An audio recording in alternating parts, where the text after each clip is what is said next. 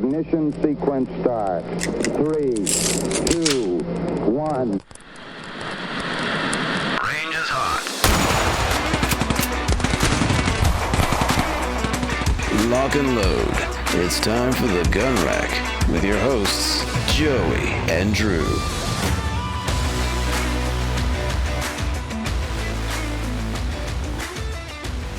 Hello, everyone, and welcome to the Gun Rack's Sonoran Desert Institute School of Firearms Technology's official podcast. I'm Josiah Upper. Folks call me Joey, and with me we have one Drew Poplin. We are back together at last. It feels so good. How are you doing? Oh, I'm doing all right. I don't think I told you guys last week. I had something weird going on with my ear, so that happened. It was awful.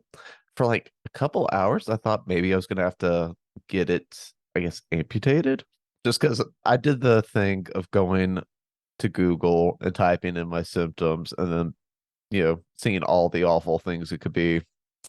Yeah. I know I'm going to do it every time. I can't stop myself. Yeah, you should, though. Yeah. But speaking of health, it is truly on the mend, Joey Upper, here today. Yes. Thank God, honestly. I had so I don't know. It was bad enough I went to the doctor, which I never ever did. I tested negative for COVID quite a few times, but if I had not done so, I would swear to you that is what had happened.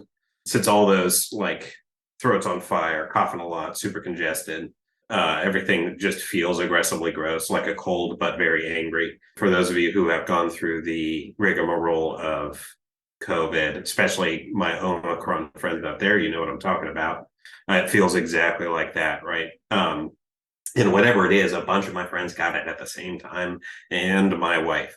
So I'm not super sure what that was about, but that cleared up for me in about 2 full weeks. It took some time.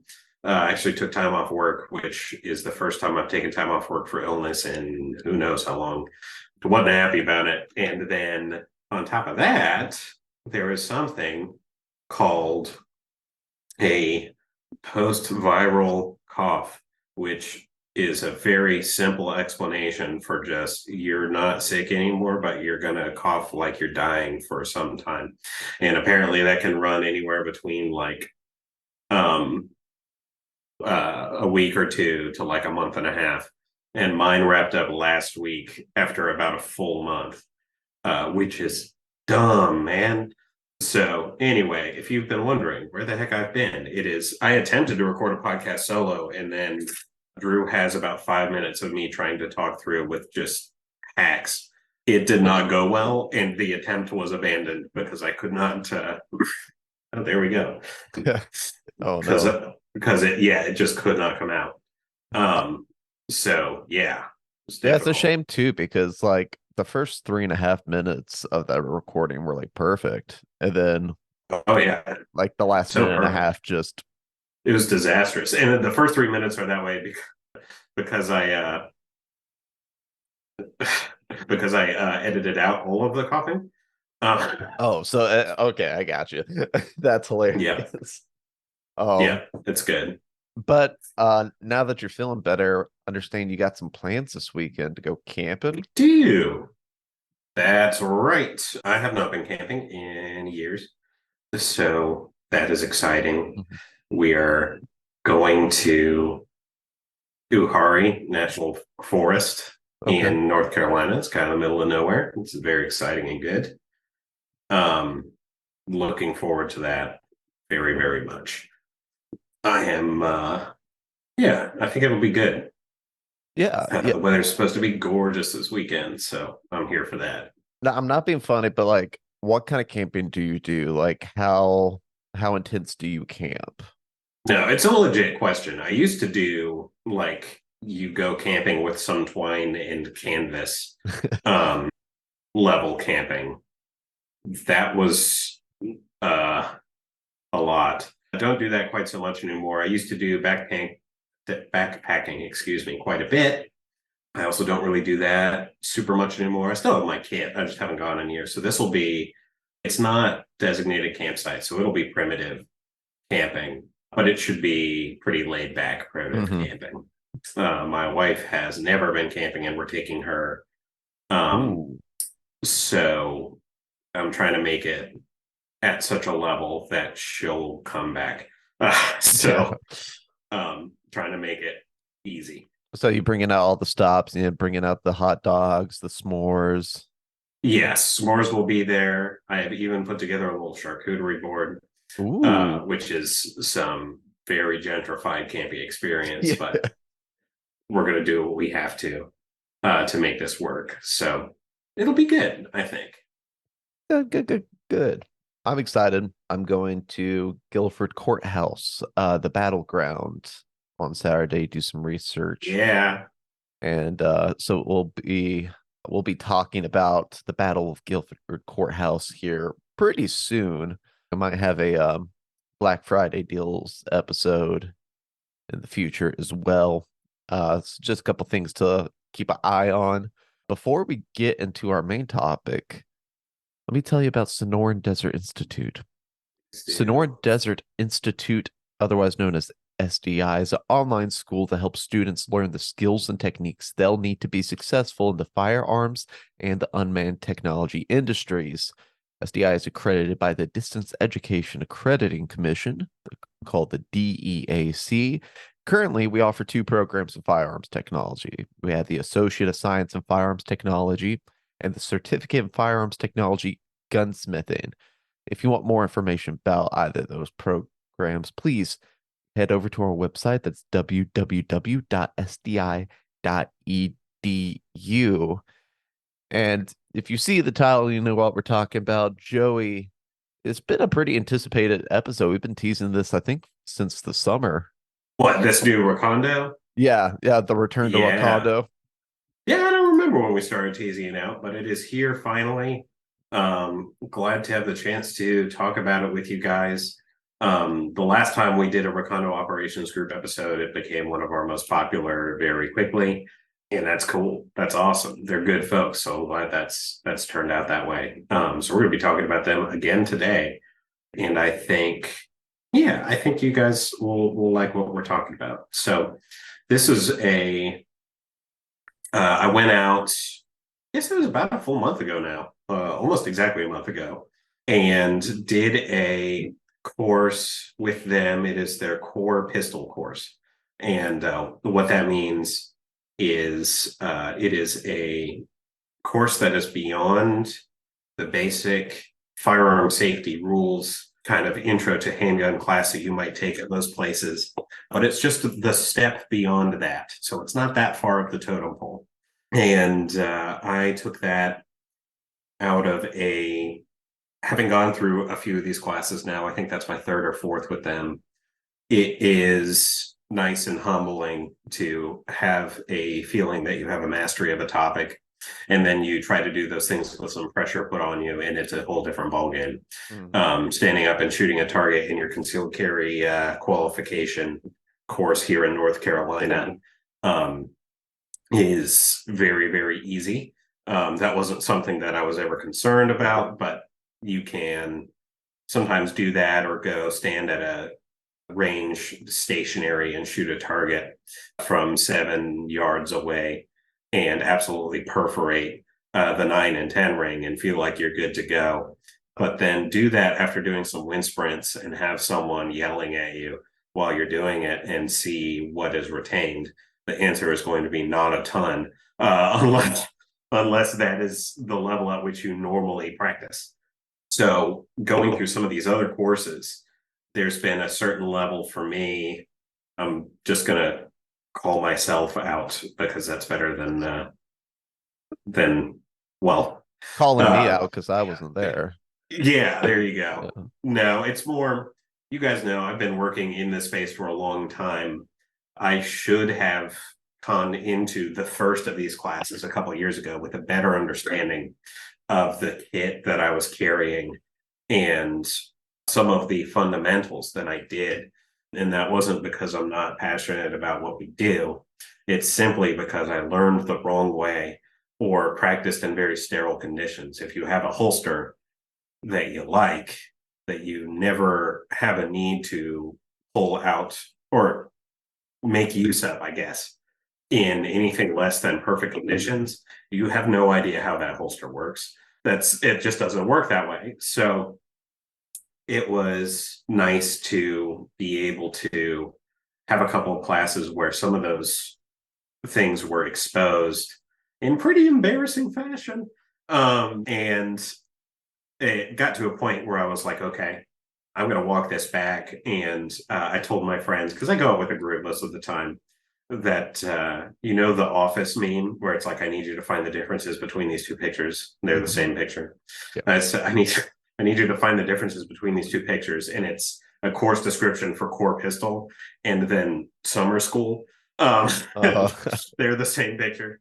But the fact of the matter is, you can never practice your fundamentals enough. So there were people of varying skill sets there, varying levels of experience. I was not the least experienced person in that group, and I definitely wasn't the most experienced, and it was nice. Some of those other more intense ones, I'm either at the bottom of the pack or hanging out pretty close to it. And this time I wasn't. And it was nice to, wasn't on occasion. There were still a couple things I screwed up pretty phenomenally. But it's nice to be able to learn with a different perspective there. So we walked through quite a few things. Basic handling and safety is, of course, the most important. And we spent a lot of time focusing that down in the beginning. We had one gentleman there. Most of people were drawing from some sort of duty holster. I was drawing from a concealed carry holster. I am still using my P365 XL that we talked about some time ago now as pretty much my go-to for all these kinds of classes, because that's my concealed carry gun, and that just makes the most sense to me to be keeping in use. But a lot of people were using duty pistols, duty sizes, and duty holsters, and by that I mean something that's off your hip. Some of them are offset by quite a distance. They'll be hanging off your hip by a couple of inches so you can get a firm purchase on the firearm with your hand as you're drawing, that kind of thing. Concealed carry holsters don't do that as much. You have to do kind of a claw thing where you just have to be a little more mindful of how you draw.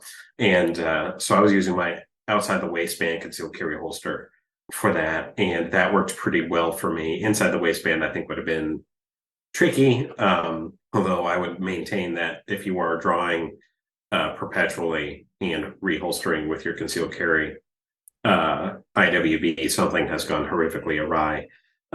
So practicing in non-sterile conditions is important, but I think the outside the waistband concealed carry struck a decent balance. That's what I rolled with. It was good. And so we worked on those fundamentals for a while. It's amazing how much you can screw up when you've got a dozen people staring you down. And the trick I've kind of discovered through a lot of that is that you kind of have to learn not to care, which is far more easier said than done, about their opinions. But it's just like Drew and I have talked about being theater people quite a few times. They probably wouldn't love me comparing Broadway and firearms fundamentals, but they are pretty similar. There's a certain level of learned indifference to others' opinions and the pressure that's there that helps you turn that part of your brain off, the anxiety brain that's going to really give you a difficult time to just kind of help you engage. And that worked pretty well by the end. There were a couple of times in the middle that weren't good. And there was one exercise I was flat out pulled from because I was hitting the wrong part of the target. I'll get into that in a minute. I thought you were saying I thought you were about to say that you like crush it so much that they're like, you don't need to do this trick. Oh no, I made a horrific mistake like twice in a row, and they're like, don't do that anymore. And that was a perfectly reasonable request, given what had happened. And they could see it and I couldn't, so that's fine.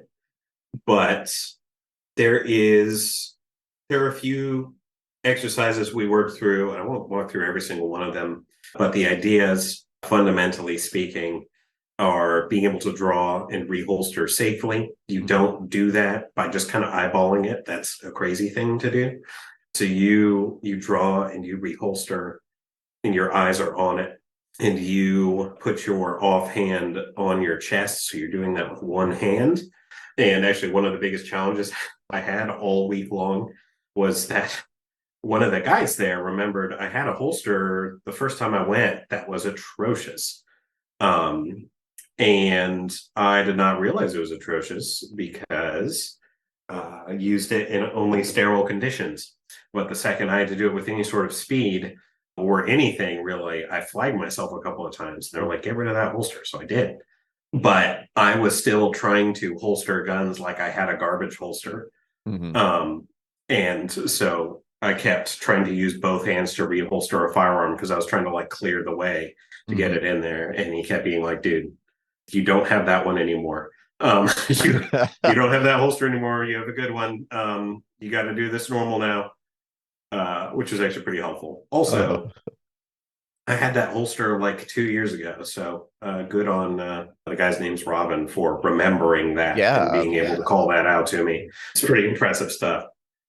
But so you have holstering and reholstering safely. You have presenting your firearm safely, manipulating it. You've got up in your space, right, where it's the muzzle of the firearm is up and away from you. And you have, of course, aiming down sight at your target. We talked a little bit about your sight picture versus using some sort of optic.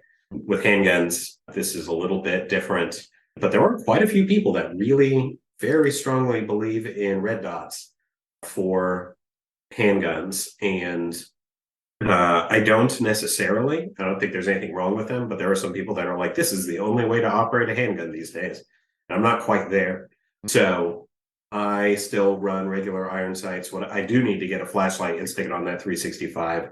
I haven't even bothered to check if it has a rail, but I'm sure it does, because that one is important. Target identification is important.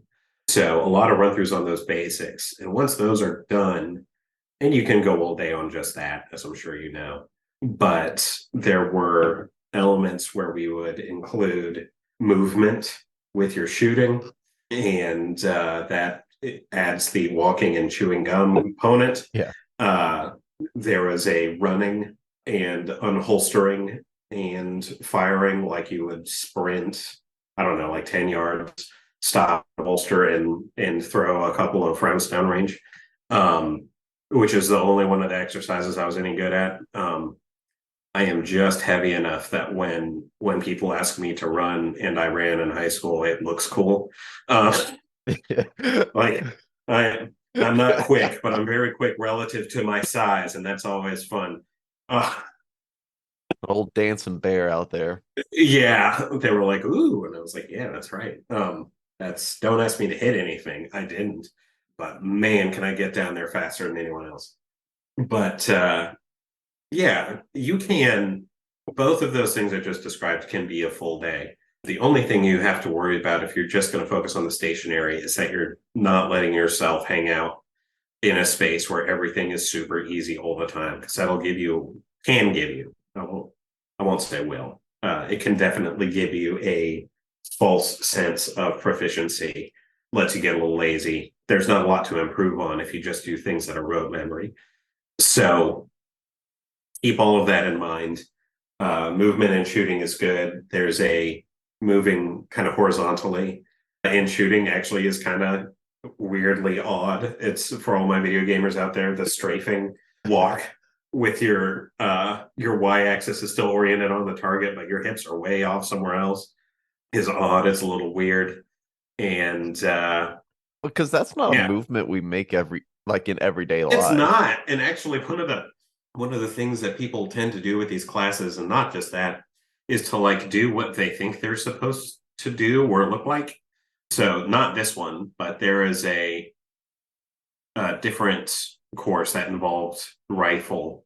There was a lot of running and moving, and people were like jogging backwards instead of just turning around and running and then turning back around, because they thought that's how they were supposed to look. And the guys were like, what in the world? are you like, you're going to fall on your butt and we're all going to get flanked. Please stop doing that, please.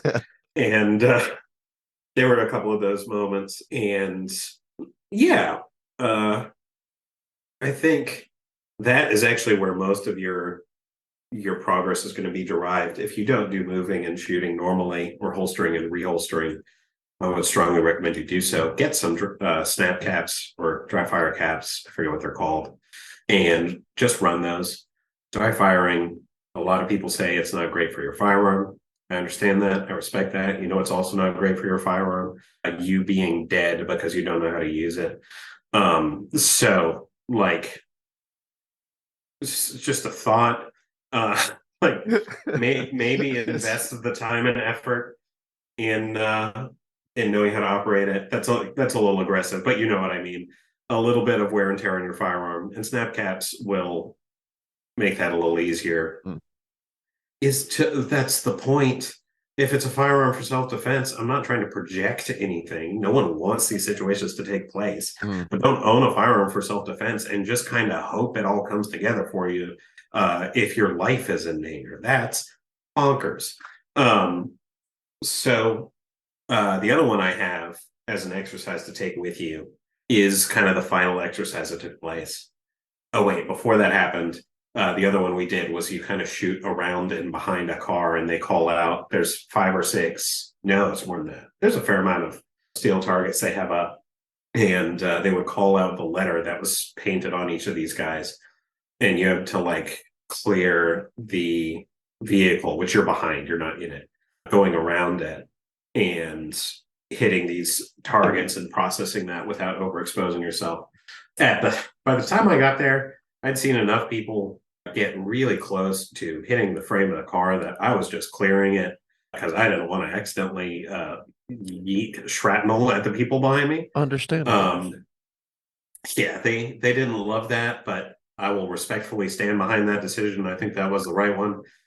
But again, this is a earlier level class. Most of the groups I do stuff with, it's just not been an issue. And the guys who instruct the course know what they're about. So they were keeping a good eye on things. But anyway, that was kind of the final major exercise, except for the last, where you go in, you walk up on a target from a very far distance away, and you do it while singing.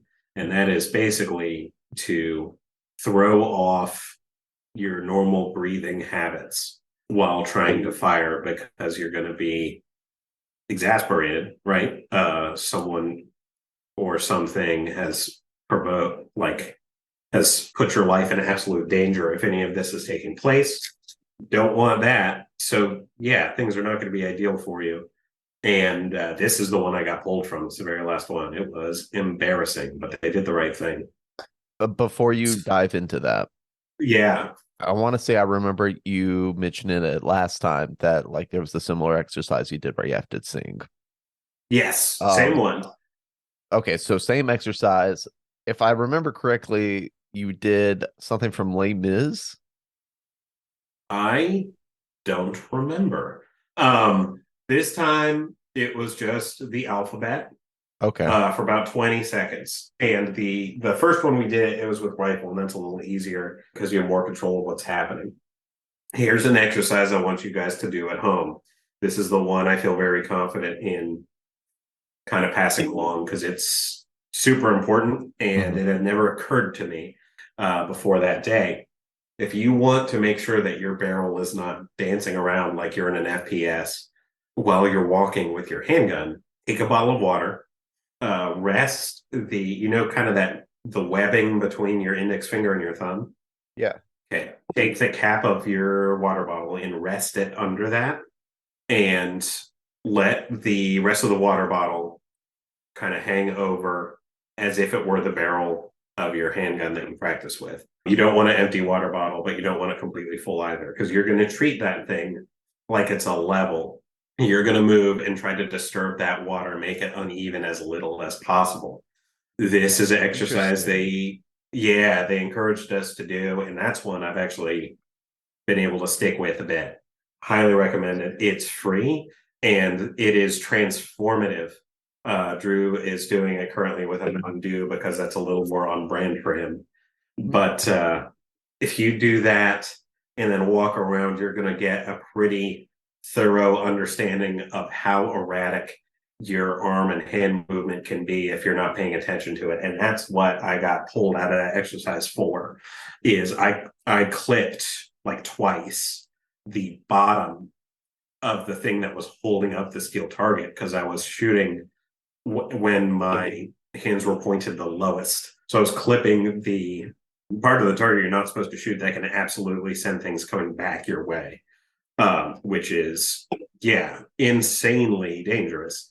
So they were right to call that one. And I should have been a little more, I didn't know about that exercise, but I feel like there's some subset of mental preparation that I could have gone with to make that a little easier. I don't know, but yeah, that's, if you get one thing out of this, take a water bottle, try that around your house, do it like one time a night before you go to bed, and see how massively that transforms how you hold a firearm. It is a fantastic step to take towards responsible carry, and that is what this is actually all about at the end of the day. Yeah, that one's good. Strongly recommend.